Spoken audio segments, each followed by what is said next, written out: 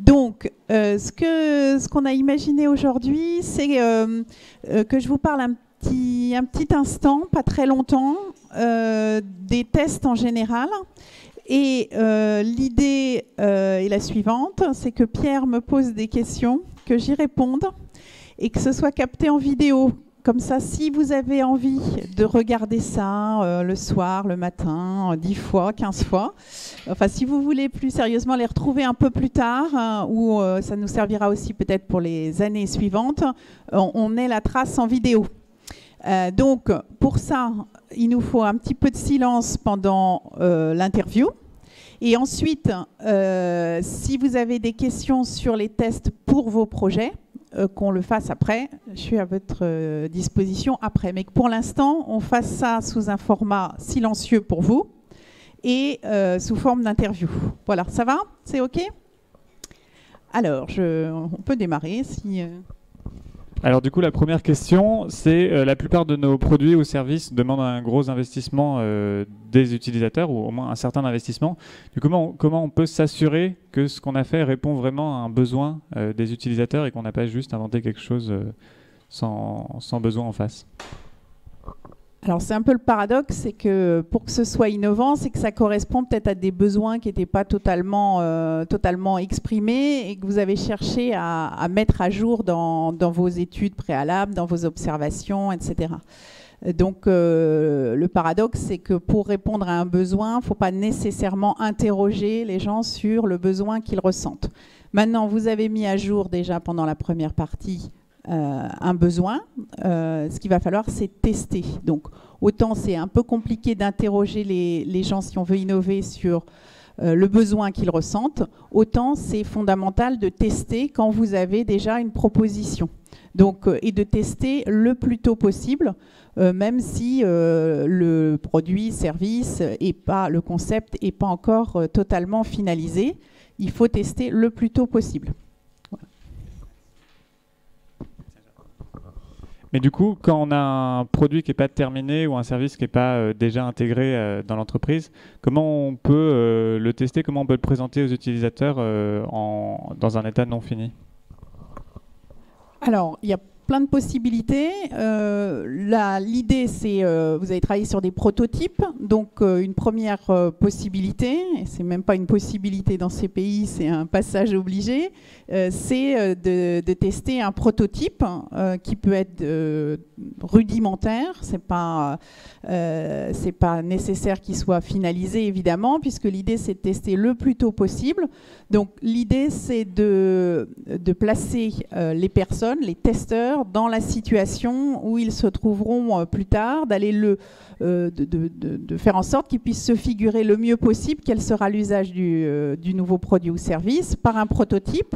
On peut aussi utiliser, ça c'est plutôt ce qu'on fait en marketing un peu plus classiquement, on peut utiliser par exemple un concept board où on va décrire ce que sera le produit ou service, un scénario d'utilisation. Donc il y a différentes possibilités qu'on peut aussi combiner. L'idée étant de combiner les éléments pour qu'ils puissent le mieux se figurer ce que ça va donner dans le futur. L'essentiel, c'est que la combinaison de ces éléments permette aux testeurs de comprendre très rapidement et très clairement la valeur ajoutée que l'innovation va avoir pour eux. C'est ça l'essentiel. Et du coup, auprès de qui est-ce qu'il vaut mieux tester son prototype? Est-ce qu'on va plutôt chercher des early adopters ou on essaie d'avoir des gens un peu de tout type? Alors à ce stade-là, ce n'est pas nécessaire d'essayer d'avoir un échantillon représentatif de l'utilisateur moyen. Donc on va plutôt chercher des early adopters ou en tout cas des personnes qui sont suffisamment impliquées dans la catégorie de produits, dans l'usage pour donner des feedbacks qui seront intéressants. Donc pas forcément chercher la représentativité et on peut avoir deux logiques. Une première logique qui serait une logique quantitative, Donc une logique quantitative, l'idée c'est de présenter un échantillon suffisamment important. Alors, en pratique, qu'est-ce que ça veut dire? Ça veut dire 150, 200 testeurs peut-être, où on va leur présenter le prototype, on va les faire se placer dans une situation d'usage. Et on va recueillir leur feedback. Alors quand est-ce qu'on va choisir plutôt une logique quantitative? Peut-être quand on a un accès relativement facile à un nombre important de testeurs, quand on soupçonne que peut-être le client sera plus convaincu par des chiffres que par des citations et qu'il a plus une logique quantitative, qu'on pense qu'on va pouvoir tester relativement facilement en ligne, par exemple, avec un questionnaire en ligne. Là, ce sera plus facile d'atteindre des échantillons un peu plus importants. Et puis enfin, une logique quantitative, c'est plus adapté quand on a déjà une bonne idée de ce que sera le scénario, le concept, etc. Inversement, si il faut encore développer le scénario d'utilisation, le concept lui-même, on va peut-être plutôt avoir une logique qualitative, donc des petits échantillons. Et là, on va plutôt procéder en face à face, avec des entretiens un peu semi-directifs. Voilà. Alors, ça, il peut y avoir ces deux types de logiques. Et la grosse question, évidemment, c'est comment est-ce qu'on trouve ces testeurs? Comment est-ce qu'on recrute des testeurs efficaces et utiles?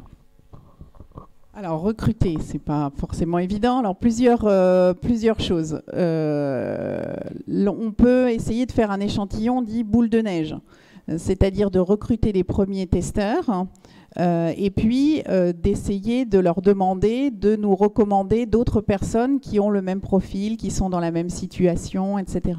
Donc ça demande un petit peu de temps, mais c'est assez efficace. Souvent, les personnes qui ont un certain profil vont pouvoir en conseiller d'autres, et de proche en proche, on va pouvoir monter un échantillon boule de neige.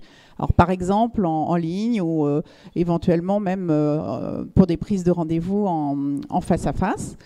Qu'est-ce qu'on peut faire d'autre? On peut se placer peut-être dans un lieu, ou un fort lieu de passage, où il risque d'y avoir des testeurs potentiels. On peut peut-être identifier un événement, un congrès, un salon, une occasion où il va y avoir une forte concentration de ces testeurs, et les recruter là, soit pour faire tester tout de suite, soit pour reprendre des rendez-vous par téléphone, soit pour recueillir des adresses e-mail et faire un questionnaire en ligne ensuite. Voilà, on peut avoir recours à différentes astuces. Et puis bien sûr, quand il s'agit d'un profil qui est un peu particulier, notamment en B2B, eh bien l'idée, ça va aussi d'être de passer par le client, par l'entreprise partenaire, pour identifier des testeurs quand le profil est très particulier. Pensez aussi à des associations, à tous les éléments, enfin tous les groupements qui peuvent rassembler des testeurs potentiels. Et enfin, une fois qu'on a tous ces testeurs, une fois qu'on a trouvé des utilisateurs et qu'on leur a présenté le prototype, comment on fait pour analyser leurs retours, recueillir leur feedback et en tirer le plus de conséquences et de conclusions? Alors, surtout, ce qu'il faut faire, c'est recueillir le plus de matériaux possible pendant le test. Donc, si c'est un questionnaire en ligne, quelque chose qui a une logique plus quantitative, il y a les réponses à analyser. Il y a souvent quelques questions ouvertes, peut-être pas trop pour pas avoir trop de volume à analyser. Donc, il faut recueillir l'ensemble. Et si il s'agit d'entretiens semi-directifs, le conseil, c'est d'enregistrer, si on peut, en tout cas de prendre des notes de façon très détaillée, pour pouvoir ensuite recueillir tout le matériau et pouvoir y revenir après. Idéalement, c'est bien d'être plusieurs peut-être dans un entretien semi-directif. L'idée, c'est que à chaud, on va pas pouvoir tout comprendre, tout utiliser. Il faut recueillir tout le matériau possible et y revenir ensuite. Et s'il s'agit de faire utiliser, eh bien peut-être de la vidéo, et ensuite noter toutes les séquences pour pouvoir y revenir ensuite et compiler le tout. Et ensuite, dans l'analyse, pour utiliser vraiment le matériau pour faire avancer ou pour convaincre ensuite sur la pertinence du concept, si vous avez fait du qualitatif, c'est bien de reprendre des verbatims qui sont un peu significatifs. Peut-être pas l'ensemble, vous les mettez tous à plat par thème, mais vous pouvez en choisir quelques-uns qui sont particulièrement intéressants, particulièrement significatifs, représentatifs de l'ensemble.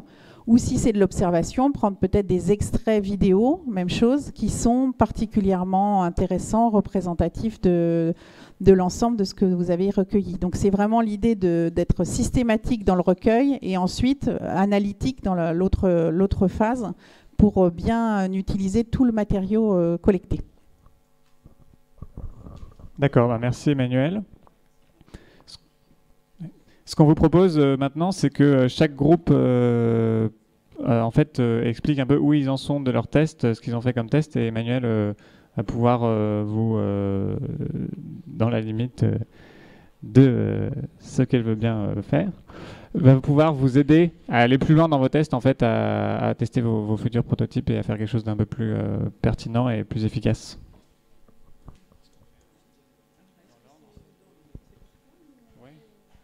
On va faire ça dans l'ordre. Hein.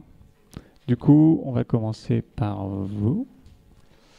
Donc rapidement, qu'est-ce que vous avez déjà fait comme test, où vous en êtes et quel est un peu votre next step?